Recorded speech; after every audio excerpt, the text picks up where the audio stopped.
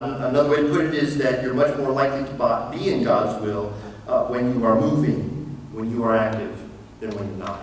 If you're sitting there waiting for God to work, maybe God is sitting there waiting for you to do something. Or me. We read at the end of Colossians chapter 4, verse 3, pray for open doors. We talked about open doors. Pray that as God puts burdens on your heart, that God will open up avenues of opportunity for you to see those burdens materialize. Pray for confirmation from people around you, but I think more important, pray for sensitivity to the people around you who might say, hey, slow down there, cowboy. Let's think this thing through. And you know what? If you get an opportunity, if there's confirmation, if God is stirring in your heart, if you feel like you bounce this off some authority, some other people around you, and you feel like this is the way to go, then you go for it. Don't let me stand in your way. I mean, if you see a guy with an opportunity, and that opportunity and me in the way, then knock me down, drag me out of the room, and tell me to get out of the way. If it goes great, because the Lord is in it, fine. If the Lord is not in it, it won't go well anyway. It doesn't need my surpassing wisdom or my complete incompetence to get in the way. It's going to either go well with God or it's going to fail without God. But ultimately, that is the key. Is God part of what's happening here? Yeah, let's get a couple verses into the next section. I didn't mean to spend so much time on it, but I think that's really important because I really think we get into some trouble here. You know what we do the opposite to? We get to thinking, I've got this burden in my heart, but I don't know if it's from God, and I don't know what to do, and we completely just miss opportunities.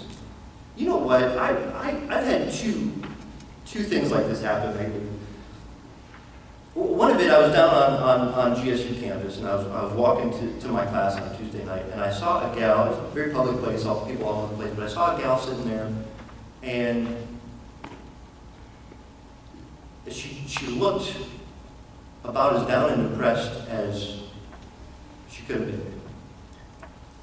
And something inside of me said, I shouldn't say, God spoke to me.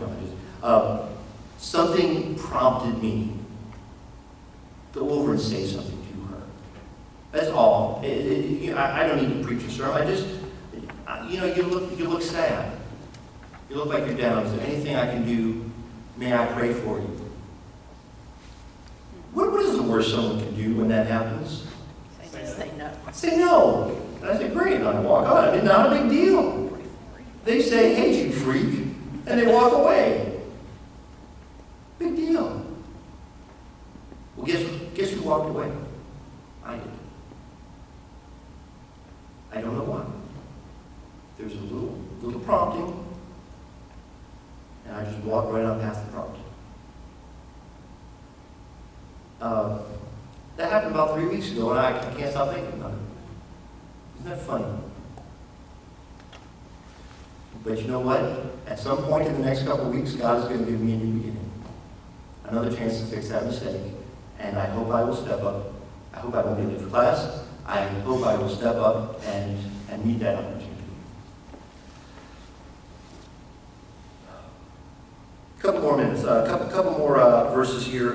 We've talked about in verses 1 through 5, the decision for a new beginning, and then we see just God showering and reaffirming His provision on these people in verses 6 through 11. Let me read the section for us. For all those about them, encourage them. What a great word, He encouraged them.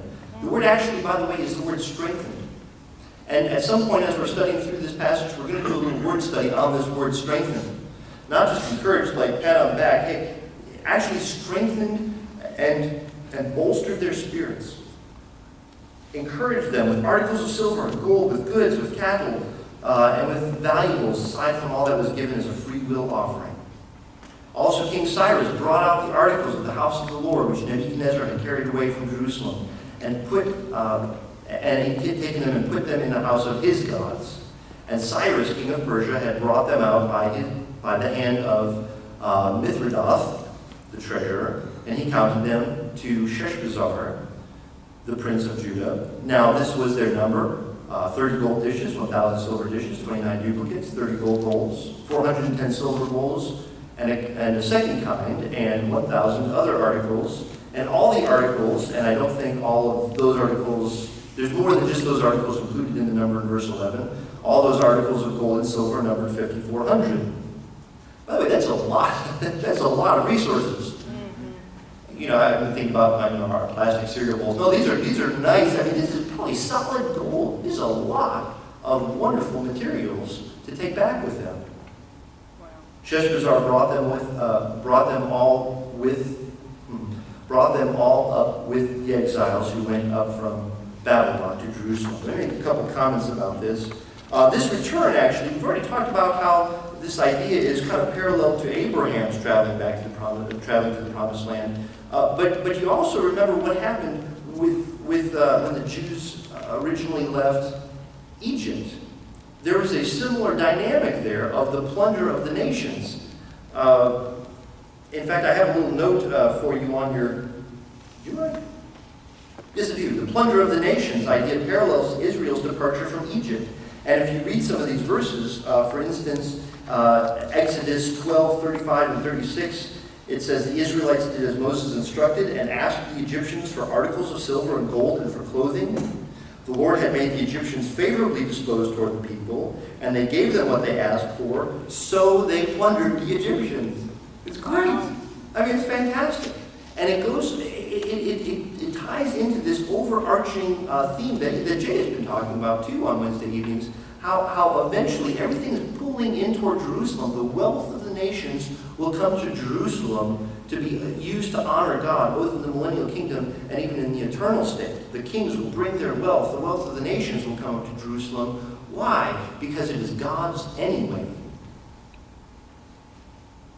And whenever we look at something and there's an obstacle, we have to remember the earth is the Lord's and everything in it, as the psalmist says.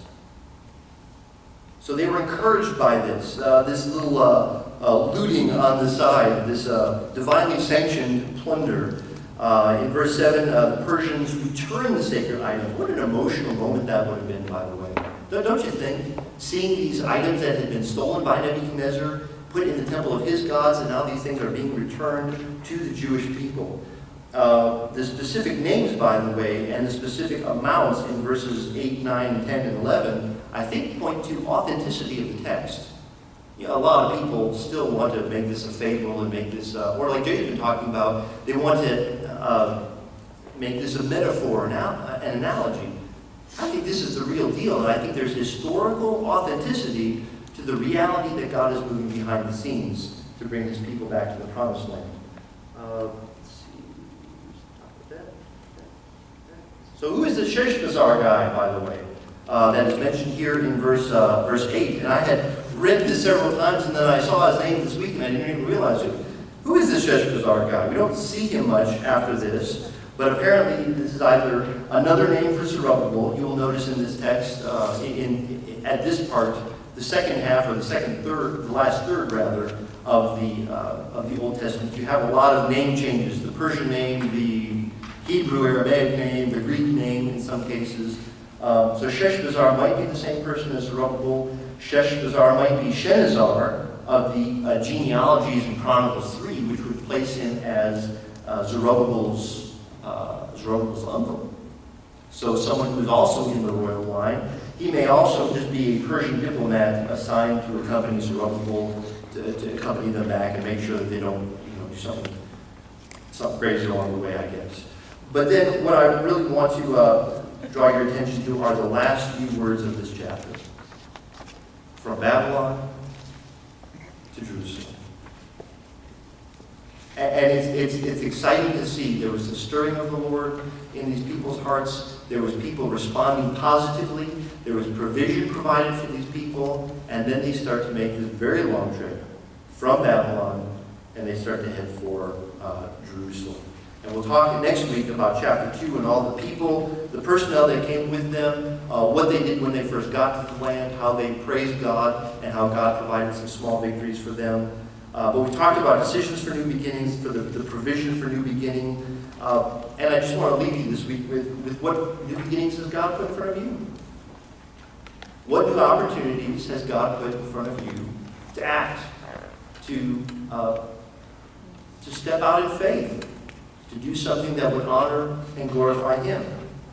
I think as with these people, you can rely on, as you pursue those things, you can rely on God to provide you with power and encouragement. You can rely on God to provide you with provision if indeed it is His will. But most importantly, you can rely on what Cyrus himself says: God will be with you as you go. Terry.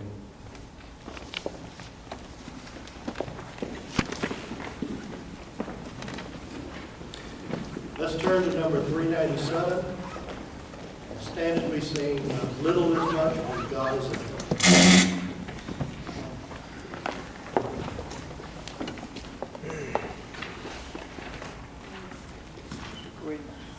397.